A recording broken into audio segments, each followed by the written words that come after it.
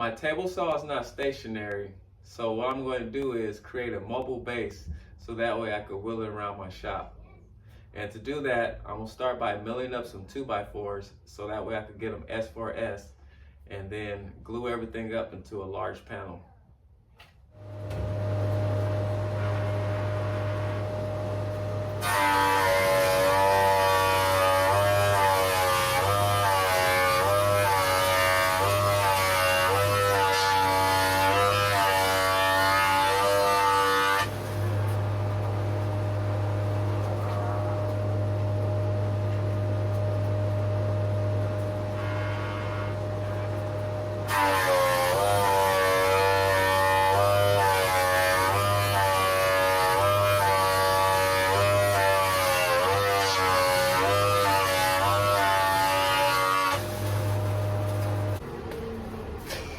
And I'm going to repeat that about a dozen times.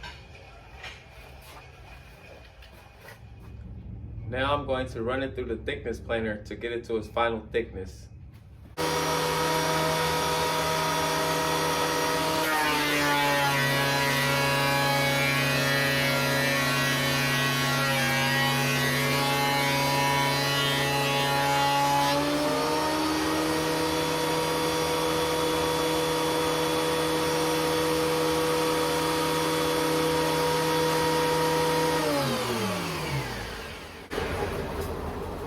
Now that I got it to my thickness, I'm just going to repeat the process.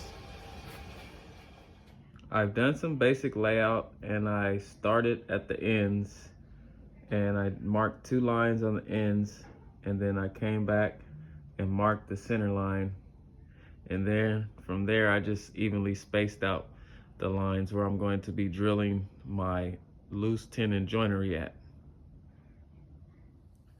What I have here is the beadlock loose tenon joinery system, and it's from Rockler.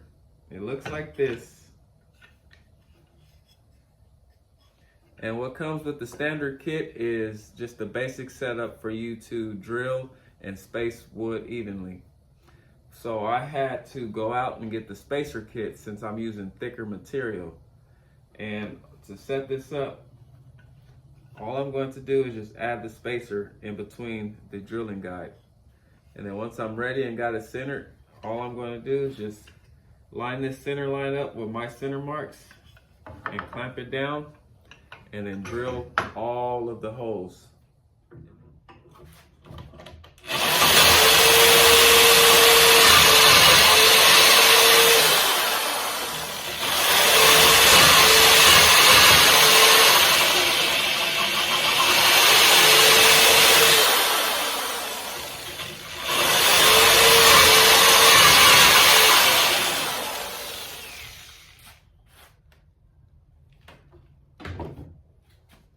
When you're done drilling your series of holes, what you're going to end up with is something that looks like this.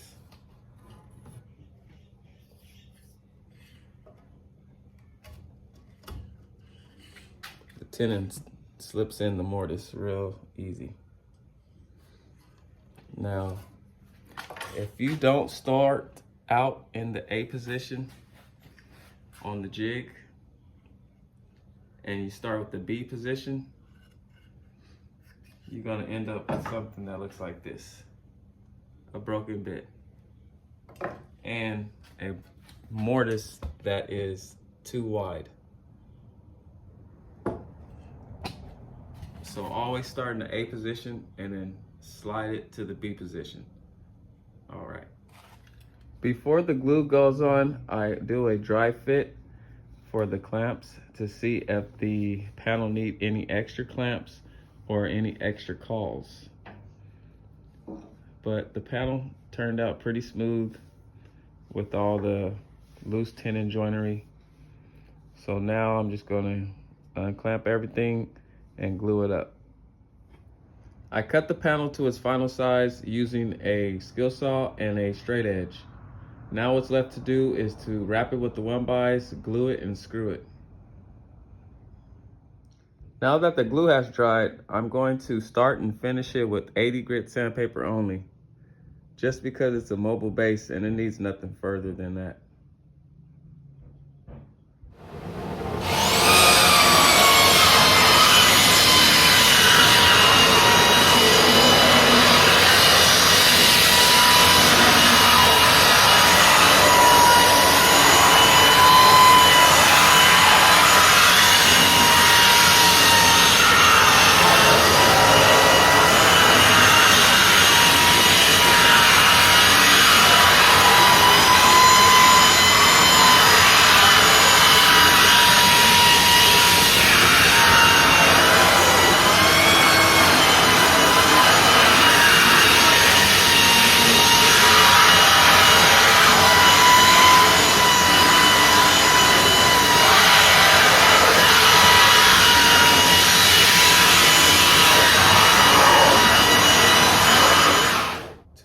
finalize the mobile base, I'm going to set the table saw on the panel and then center it and then lock it in place with these 1-bys.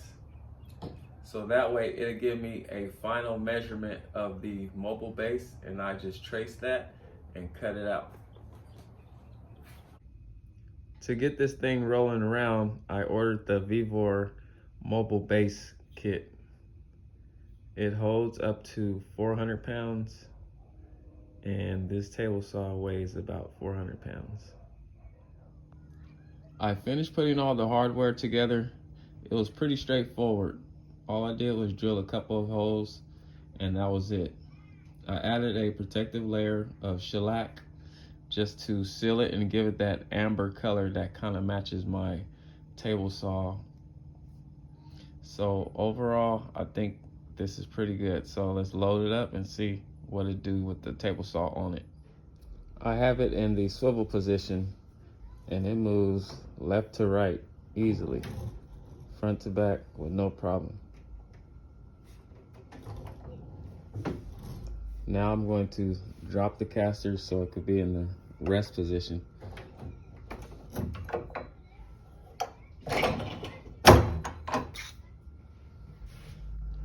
And the gap is still even all the way around.